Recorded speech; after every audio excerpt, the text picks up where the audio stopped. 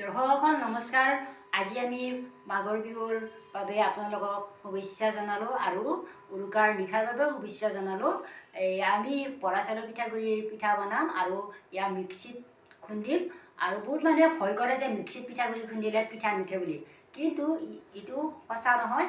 মিক্সিটো ধুনীয়াকৈ বৰা চাউলৰ পিঠাগুড়ি পিঠা বনাব পাৰি। মই আপোনালোকক দেখুৱাই আছোঁ এই পদ্ধতিটো। আপোনালোকে চাব, নিজে কৰি চাব, দেখিব যে ঢেঁকীত বা উৰলত খুন্দাতকৈও আৰু মিক্সিত খুন্দিলে বেছি ধুনীয়া হয়, মিহি হয় আৰু পিঠাটো উঠাব পাৰি। এয়া প্ৰথম চাউলকেইটা 1 ঘণ্টা তিয়াই থৈছিলোঁ। তিয়াই থোৱাৰ পিছত এনেধৰণে আমাৰ যিটো ঢেঁকী বা বেলেগত খুন্দিলে যিটো ছিষ্টেমত হয় তাতকৈ ইয়াত অলপ কমত ভাঙিব লাগিব, আগতীয়াকৈ অলপ উঠাব লাগিব। আৰু এনেধৰণে এখন কাপোৰত পিঠাগুড়িখিনি চাউলকেইটা, বৰা চাউলৰ চাউলকেইটা এনেধৰণে উঠালোঁ।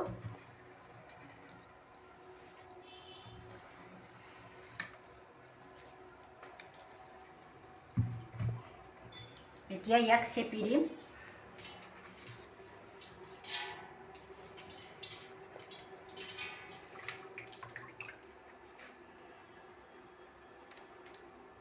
এনেকৈ চেপি অকণমান সময় পুনৰ ইয়াক বহলকৈ মেলি দিম।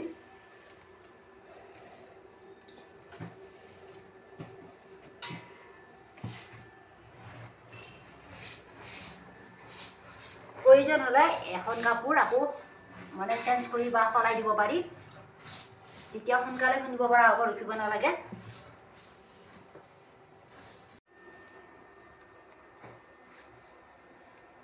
এতিয়া মই আন এখন কাপোৰত চাউলকেইটা এনেকৈ আকৌ ঢালি দিলোঁ, কাৰণ এইখনত হৈ থাকিবলৈ হ'লে দেৰি লাগিব, ৰেডি নহ'ব সোনকালে।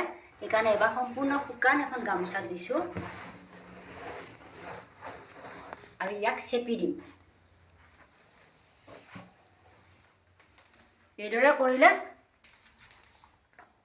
অতি সোনকালে পিঠাগুড়িকেইটা খুন্দিব পাৰি আৰু ই আঠা হৈ নপৰে, নাইবা এই কিছুমানৰ খুন্দিব নোৱাৰি নষ্ট হৈ যায়, সেইটো নহয়। আপোনালোকে এনেধৰণে কৰি চাব, দেখিব ঢেঁকীতকৈও বা উৰলতকৈও ধুনীয়াকৈ পিঠা উঠাব পাৰি আৰু খুন্দিব পাৰি। কিন্তু অকণমান পানীটো থাকিব লাগিব। এয়া শুকান হৈ গ'ল,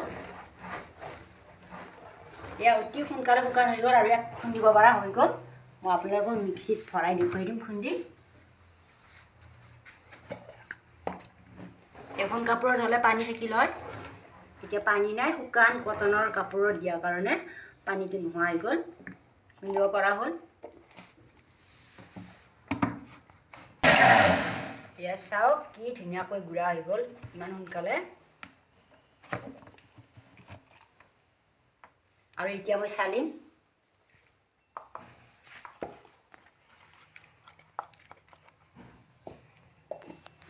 চালি দেখুৱাইছোঁ।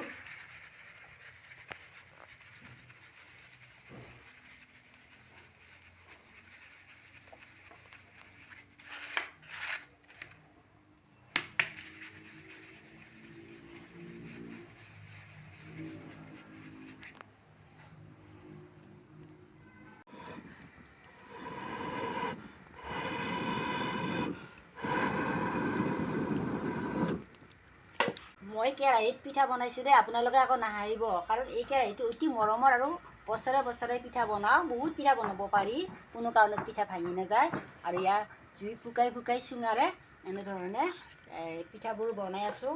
আৰু গেছত বনালে যিহেতু বহুত সময় লাগে আৰু গেছটো যিহেতু আমাৰ অপচয় হয়, সেইকাৰণে খৰিত বনাই যিহেতু বিহু বুলি ভাল লাগে, সেইকাৰণে খৰিতে বনাইছোঁ।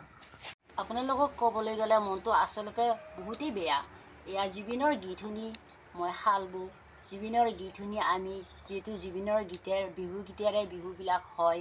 আৰু এয়া জুবিনৰ যিটো মাঘৰ বিহু আহিল মইনা, মাঘৰ বিহু আহিল, মেজি জুই জ্বলিল মইনা, মেজি জুই জ্বলিল, এনেকুৱা ধৰণে যিবিলাক ইমান ধুনীয়া গীত গাইছিল, আজি সেইবোৰ গীত শুনি শুনি বিহু উদযাপন কৰিবলৈ মন যোৱা নাই। তথাপিও পিঠাকেইখনে বনাইছোঁ। মই কৈছোঁ এইবাৰ আমি লাড়ু নবনাওঁ, মনটো যিহেতু জুবিনৰ ন্যায় বিচাৰি আছোঁ বৰ্তমানো, আৰু ন্যায়ৰ কাৰণে চৰকাৰে বাৰু কৰিবলগীয়াখিনি কৰি আছে, আমি অপেক্ষা কৰি আছোঁ।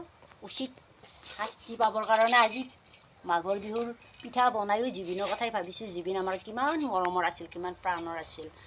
উঠোতে বহুতে কেৱল জুবিনৰ কথাই আমি ভাবোঁ, কেনেকৈনো পাহৰি যাম। আৰু ইয়াৰ আজি মাঘৰ বিহুটো তেনেকৈ জুবিনবিহীনভাৱে উদযাপন কৰিছোঁ। আমাৰ সকলোৰে মন বেয়া। আমাৰ ভণ্টি আকৌ তাই বৰ্তমান মোৰ কেমেৰা ধৰি আছে।